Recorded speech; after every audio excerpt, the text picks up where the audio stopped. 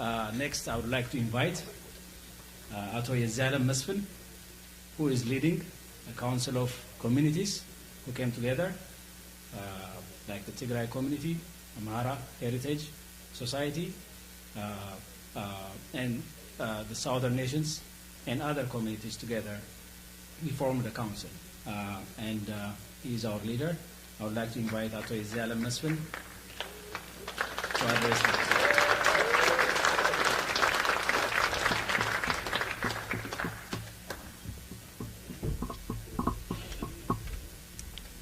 አመሰግናለሁ መርሴ እንደተጠቀሰው እዚህ ቦታ ቆሜ ንግግር የማደርገው አንድ ኮሚኒቲን ብቻ ወክዬ አይደለም እንደተጠቀሰው እዚህ ከተማ ውስጥ የሚገኙ ሌሎች ኮሚኒቲዎች ባለፈው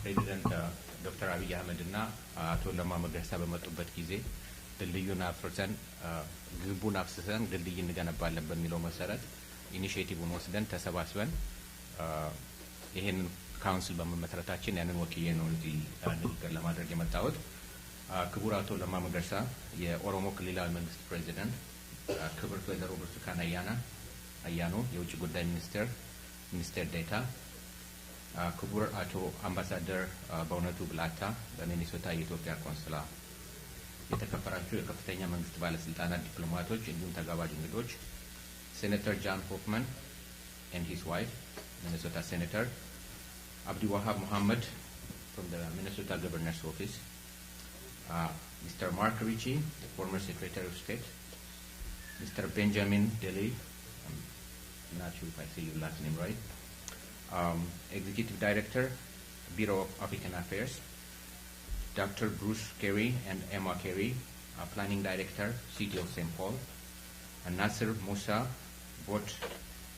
Voters Outreach, Secretary of State, Ikram Kalisa, Commissioner, Metropolitan Airport, እንዲሁም ሌሎች የተጋበዛችሁ እንግዶች ቀደም እንደተጠቀስኩት በሚኒሶታ ውስጥ የምንኖር ኢትዮጵያውያን ለብዙ አመታት በብሔር በዘር በሃይማኖት ተከፋፍለን በየራሳችን ጎሳ በየራሳችን ጎጥ ብዙ ነገሮችን ሳንነጋገር አብረን ሳንሰራ ቆይተናል ነገር ግን ቀደም እንደተጠቀስኩት ዶክተር አብይ አህመድ እና አቶ ለማ መገርሳ በጁላይ በመጡበት ጊዜ ባስተላለፉት መልእክት መሰረት ያንን እንደ ኢኒሺዬቲቭ ወስደን እስከመቼ ነው ተለያይተን እንደዚህ የምንሆነው ስለዚህ አንድ ላይ ሆነን ለመስራት እንሞክር በማለት እዚህ ከተማ ውስጥ የምንገኝ የአማራ ኮሚኒቲ የትግራይ ኮሚኒቲ የአፋር ኮሚኒቲ የኦጋዴን ኮሚኒቲ የደቡብ ህዝቦች ኮሚኒቲ እና የጋምቤላ ኮሚኒቲ እንዲሁም የኦሮሞ ኮሚኒቲንም ጨምሮ አንድ ላይ በመሰባሰብ ኮሊሽን ለመፍጠር ሞክረን ይሄ ኮሊሽን በጣም ብዙ ለውጥ ያመጣ ነው ያ ኮሚኒሽን ባወጣው ለውጥ ነው እዚህ እናንተ ፊትለፊት ቆሜ ለመናገር የበቃው በዚህ መሰረት በዚህ በተደረገው እንቅስቃሴ በመጣው መልእክት መሰረት እንደምታውቁት ተከፋፍለው የነበሩ ቤተክርስቲያኖቻችን አንድ ላይ በመሰባሰብ የጋራ ምክር ቤት በመፍጠር ወደ አንድነት መጥተዋል በፖለቲካ ምክንያት ከሀገራቸው ተሰደው አገራቸው ሳይገቡ ለብዙ አመታት የቆዩ ሰዎች ወደ አገራቸው ገብተው እንደልባቸው ለመንቀሳቀስ በቅተዋል በዚሁም በብሔራዊ ማንነታችን ኢትዮጵያውያንን ጠርተን ኢትዮጵያውያንን ብቻ የምንልና በዘር የተደራጀን ሁሉ አንድ ላይ በመሰብሰብም በዚህ በኮሊሽናችን ውስጥ እነዚህን የጠቀስኳቸው በዘር የተደራጁ ድርጅቶች ብቻ ሳይሆን እዚህ ሀገር ውስጥ ለ38 አመት ኢትዮጵያውያንን ሲያገለግል የነበረ የኢትዮጵያ ኮሚኒቲን ጨምረን በካውንስል ውስጥ በማቀፍ ብዙ ስራዎችን ለመስራት መንቀሳቀስ ጀምረናል በዚህ ምክር ቤት ውስጥ ማንነት በኢትዮጵያዊነት ብቻ ስንገልጽ የቆየን እንዲሁም ማንነትን በብሔራዊነት ብቻ ስንገልጽ የመጣን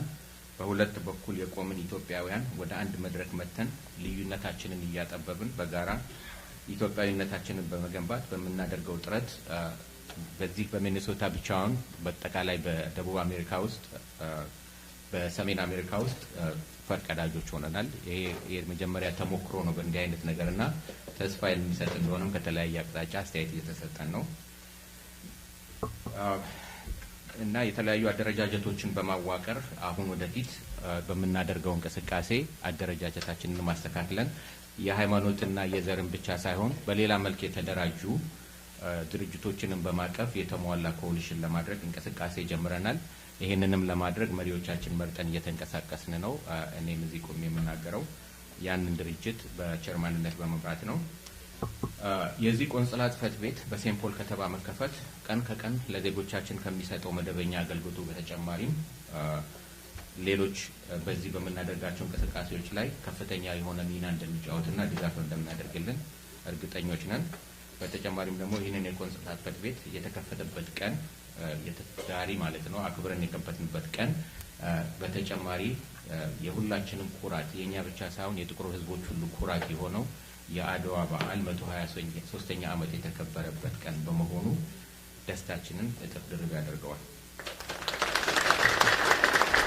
በተጨማሪም ክቡር አምባሳደር እውነቱ ብላታና በቆንጽላ ጽሕፈት ቤቱ ለተለያዩ የሥራ ዘርፎች ተመድባችሁ የመጣችሁ የጽሕፈት ቤቱ ሰራተኞች ወደ ሚኒሶታ እንኳን ደህና መጣችሁ እያልን የመጣችሁበት ወቅት ክረምት በመሆኑ ያለው በረዶና ብርድ እንዳስመረራችሁ እየገመትን ነገር ግን ሚኒሶታ ውብ በሆነ ጸደይ ጊዜና በበጋው እንደምትከሳችሁ እናረጋግጥላችኋለን። ከዚህ በመቀጠል ደግሞ እዚህ የተገኙ ተጋባዦቻችን የእንግሊዝኛ ቋንቋ አማርኛውን ስለማይሰሙ በተወሰነ መልኩ የእንግሊዝኛ መልእክት ለማስተላለፍ እሞክራለሁ። Your Excellency Mr. Lamma Magarsa, President of the Oromo Regional State, Your Excellency Ms. Burtukan Ayana, State Minister, Your Excellency Mr.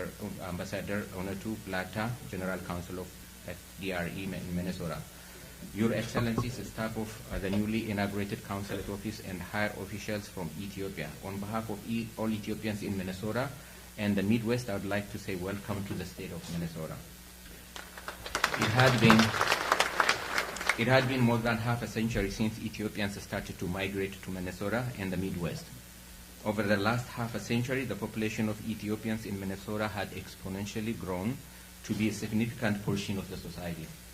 Just in the Twin Cities, we have 6 Ethiopian Orthodox churches and with at least 5,000 congregations, more than 10 Protestant and Lutheran churches of at least 3,000 congregations, and we have more than 10 mosques of at least 3,000 congregations. We have more than 100 small businesses owned by Ethiopians. We have thousands of professionals working in the great corporations of Minnesota. We have thousands of students in the schools, colleges and universities of Minnesota and the Midwest. Whatever our endeavor, our Ethiopian proved to be law-abiding, hard-working, and with great morality. This comes from our character built on traditions of thousands of years of civilization. Ethiopia's Aksum Empire was one of the greatest 4 ancient empires along with Rome, Persia, and China. Ethiopia hosts the Ark of the Covenant. Ethiopia is known for its rock-hewn churches in Lalibela and its ancient palaces such as the Fasilides Palace and Abba Jifar palaces. Ethiopians practiced Christianity before it was preached in Europe. Ethiopians received the followers of peace be upon him, Prophet Muhammad, when they flee persecution in Makkah. Ethiopia is bestowed with thousands of years of strong and vibrant traditions like the Gada system of the Oromo. My fellow Minnesotans, if you wanted to see true origin, go to Ethiopia. You will find the origins of the great river Nile, the origins of coffee that the whole world enjoys today, and the origins of the Ge'ez alphabet from which the Arabic and Latin alphabets are derived. Most importantly, my fellow Minnesotans, Ethiopia is the origin of humanity. So if you are interested in the roots of humanity and want to see the origins, go to the land of origins, Ethiopia. One thing to add, it is the land of 13 months of sunshine, and there is no snow. Yeah, that's for sure. Ethiopia is also blessed with lots of natural resources and business opportunities. With a population of about 110 million, Ethiopia provides a large market and also a large workforce, which constitutes more than 60% of its population. Ethiopia is located in a very strategic place which has close proximity to Europe, the Middle East, and Africa. Ethiopia is rightly named the gateway of Africa. Fellow Minnesotans, the origin of most of the great corporations of the U.S. in one or other way led to Minnesota.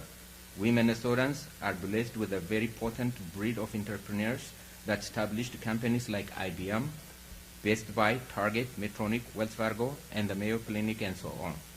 The opening of the Consulate office will open an opportunity for us, for U.S. businesses and entrepreneurs to invest in Ethiopia. It opens an opportunity to fellow Minnesotans and other Americans to go and see the land of origins. And most importantly, the opening of the consulate office here in Minnesota will help the large and vibrant community of Ethiopians in Minnesota and the Midwest to connect with our beloved country, Ethiopia. Having said that, I would like to express the gratitude of Ethiopians in Minnesota and the Midwest to His Excellency Dr. Abiy Ahmed for making the decision to open this consulate office here in Minnesota, and His Excellency Dr. Workness Gabayo for implementing the decision in a very short time. On behalf of Ethiopians in Minnesota and the Midwest, I'd like to ask Ambassador Unatu Bulata, which she kind of pleaded to earlier today, to advocate the opening of the direct flight from our beloved country, Ethiopia, to the great state of Minnesota by our flag carrier, Ethiopian Airlines. Last but not least, I would like to mention that today is the 123rd anniversary of the celebration of the Adwa victory. As you all know, because of our hero ancestors, Ethiopia is the only African country that has never been colonized. And this victory is not only the pride of Ethiopians, but also for the whole black people in the world. At the very end, the General Counsel Ambassador Unatu Bulata and his staff, I'd like to say welcome to Minnesota. We look forward to working with you. May God bless our beloved country, Ethiopia and America. በመጨረሻ በካውንስላችን ስም ያዘጋጀነውን አነስተኛ ስጦታ ሰብለ ወደ መድረኩ መታ ለአምባሳደር ኡነቱ ብላታ እንድታበረክትልን እንጋብዛለሁኝ። Next, I would like to invite Sabla to come forward to the stage and present a gift prepared by the Council to Ambassador Unatu Bulata.